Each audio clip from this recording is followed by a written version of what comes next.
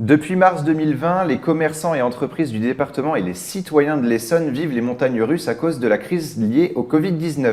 Et même si le gouvernement met des aides en place comme le fonds de solidarité ou encore l'aide au paiement des loyers, le conseil départemental souhaite soutenir au mieux ces commerçants et l'économie du département. Pour en parler avec nous, je reçois aujourd'hui François Durovray, président du conseil départemental de l'Essonne. Bonjour et bienvenue sur Sensation. Alors dès le premier confinement, le département de l'Essonne a mis en place des mesures d'urgence pour soutenir les Essonniens pendant cette crise sanitaire. Quelles ont été vos urgences justement lorsqu'en mars 2020, le gouvernement a décidé de confiner le pays ? D'abord faire en sorte que ce qui devait fonctionner fonctionne et ce qui ne pouvait plus fonctionner ne s'écroule pas. Donc nous avons soutenu tous les acteurs, principalement sociaux, qui étaient sur le front de la crise et nous avons injecté plusieurs millions d'euros pour permettre aux maisons de retraite, aux associations de soutien à domicile, aux associations caritatives aussi, de fonctionner correctement. Et puis, dans un second temps, enfin tout de suite, mais c'était un peu moins urgent, nous avons mis en place des aides, notamment pour tous les acteurs associatifs, les clubs sportifs, culturels, qui étaient très impactés par la crise, qui voyaient des moins de recettes notamment, et donc nous avons garanti leur budget. Enfin, nous sommes intervenus pour tous les acteurs économiques de deux façons, soit par des aides directes qui concernent principalement les commerçants, les professions libérales, tous ceux qui n'ont pas de salaire et qui n'étaient pas couverts par l'État, avec une aide de 800 € lorsqu'ils avaient constaté une baisse importante de leur chiffre d'affaires. Et puis nous avons essayé aussi de recréer de l'activité avec un élargissement de la prime écologie. Cette prime écologie, c'est une aide apportée par le département pour tous les propriétaires qui font des travaux de rénovation énergétique à leur domicile et donc qui réduisent leur facture d'énergie. C'est un dispositif très original que nous avons créé avant la crise, il y a 2 ans maintenant, qui marche très bien, mais simplement on a profité de la crise pour se dire qu'il fallait là aussi réussir la transition énergétique et changer, permettre au maximum de concitoyens de réconcilier l'écologie avec l'économie et de réduire leurs dépenses énergétiques, ce qui est bon pour la planète, tout en ayant un bonus sur leur pouvoir d'achat. Alors justement, vous en tant que président du département de l'Essonne, enfin du conseil départemental de l'Essonne, vous êtes attaché justement à l'écologie, c'est un point important pour vous ? C'est fondamental. D'abord, j'appartiens à une génération qui en a fait un incontournable. Moi, je suis petit-fils d'agriculteurs et on a tous des racines et on est tous très attachés à notre terre. Et on voit bien que la responsabilité que nous avons en tant que citoyens, en tant que parents, j'ai trois enfants, c'est de léguer une terre qui soit en meilleur état que la terre que nous avons trouvée. Donc moi, je multiplie au travers des compétences qui sont celles du département, les mesures. On a protégé des espaces naturels, on achète des hectares chaque année pour éviter l'urbanisation du département. Nous avons racheté même et ouvert une forêt départementale à Étréchy.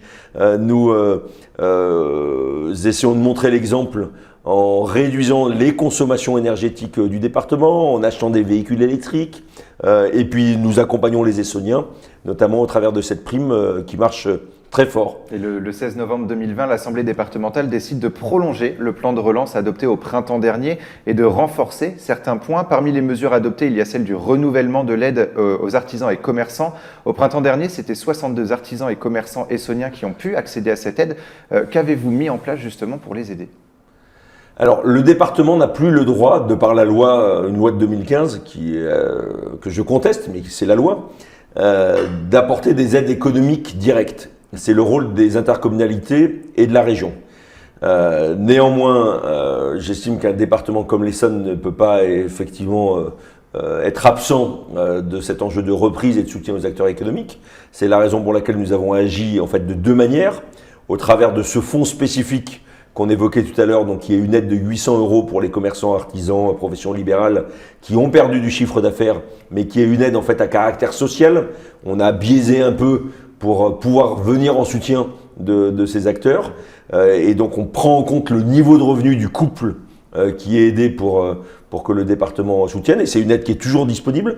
Vous allez sur le site essonne.fr et vous faites aide Covid commerçant. Vous tomberez sur un formulaire extrêmement facile à remplir pour bénéficier de ce soutien du département. Et puis nous avons aussi travaillé avec la région et les intercommunalités sur ce qu'on appelle le fonds de résilience, qui est là un dispositif plus massif pour aider les entreprises, j'allais dire entre 1 et 20 salariés, qui ont des problèmes de trésorerie.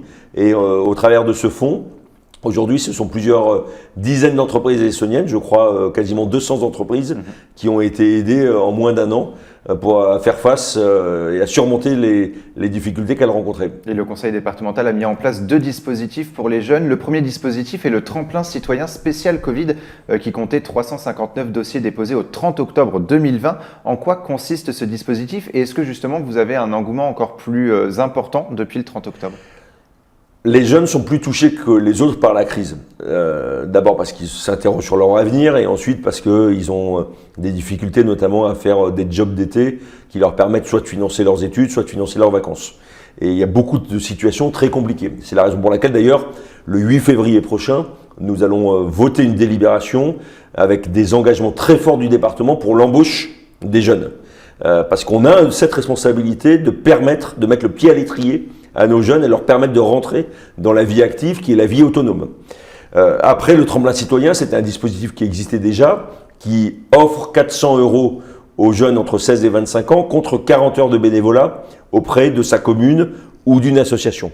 On s'est rendu compte d'une part que les associations avaient besoin de plus de bénévoles, notamment les associations caritatives comme le Secours populaire, le Secours catholique, les Restos du Cœur, qui manquaient de bras, qui avaient besoin de jeunes pour les aider, et puis d'autre part des jeunes qui avaient besoin d'un peu plus de 400 € parce qu'ils n'arrivaient pas à trouver justement les jobs auxquels ils avaient recours habituellement. Et donc le tremplin citoyen Covid, c'est la possibilité tout simplement de faire 80 heures pour 800 €. C'est-à-dire qu'on demande toujours une contrepartie, c'est gagnant-gagnant, mais c'est donnant-donnant. Je crois d'ailleurs que c'est même bien pour un jeune de pouvoir mettre sur son CV en première ligne qui s'est engagé auprès d'une association, d'une cause commune. Et je crois que c'est très positif. En tout cas, les jeunes que je rencontre sont très satisfaits de pouvoir faire figurer le tremplin citoyen sur leur CV. Et puis derrière, c'est 800 € qui vient leur donner un sacré coup de pouce en même temps que ça aide une association. Donc c'est très vertueux. Et moi, je suis très heureux que les jeunes s'emparent de ce dispositif. Aujourd'hui, c'est 2000 jeunes qui en profitent, 2000 Essonniens qui profitent de ce dispositif. Et je crois que on joue notre rôle lorsqu'on permet aux jeunes Essonniens justement de s'engager comme ils le font pour leur territoire. Et les élus ont également voté la mise en place du dispositif tremplin Covid social qui vient en aide aux associations caritatives qui ont besoin de renforts. Quels ont été les objectifs de ce dispositif ? Alors ce que j'évoquais tout à l'heure, des associations caritatives qui doivent faire face, notamment pour l'aide alimentaire, à des demandes 20 ou 30% supérieures à ce qu'elles avaient avant la crise, et donc qui ont besoin de personnes à la fois pour prendre les denrées alimentaires dans les supermarchés et les amener pour les stocker, mais aussi du stockage vers la distribution. Et généralement, c'était assuré par des personnes âgées actives, des jeunes retraités qui, compte tenu du Covid, ont préféré, c'est bien légitime, rester chez elles. Et là, concrètement, les jeunes viennent en renfort et c'est très apprécié. La présidente de la Croix-Rouge, par exemple, me disait qu'elle ne s'en serait pas sortie s'il n'y avait pas eu les jeunes en renfort. Et le conseil départemental est très attaché aussi au local. Les restaurants sont très touchés. Que fait le département justement pour les restaurateurs ? C'est plus compliqué parce qu'évidemment on peut pas. Alors on a l'aide sociale que j'évoquais tout à l'heure, les 800 €, mais j'ai bien conscience que c'est très insuffisant par rapport à la situation des restaurateurs qui ont non seulement des problèmes de salaire, mais qui ont des charges fixes qui sont beaucoup plus lourdes. Lorsqu'on a un restaurant, on a des grandes salles, donc notamment avec des loyers qui sont importants. Donc j'ai demandé d'abord à tous les propriétaires d'exonérer les restaurateurs des loyers. Je sais que c'est un effort qui est demandé, mais sinon les restaurateurs ne s'en sortiront pas et au final on va avoir des boutiques qui vont être vides, ce qui n'est pas bon pour les propriétaires non plus. Et puis de notre côté, on a essayé aussi de mettre en place des dispositifs internet permettant aux restaurateurs qui le souhaitent de poursuivre leur activité avec les dispositifs click and collect, comme on dit, même si j'aime pas tellement cet anglicisme, mais qui permet de profiter encore de la bonne qualité des repas proposés par les restaurants, tout en les consommant chez soi, puisque évidemment on ne peut plus le faire ailleurs. Et c'est aussi finalement la solidarité. Il y a aussi beaucoup de restaurateurs qui font appel à cette solidarité sur les réseaux sociaux.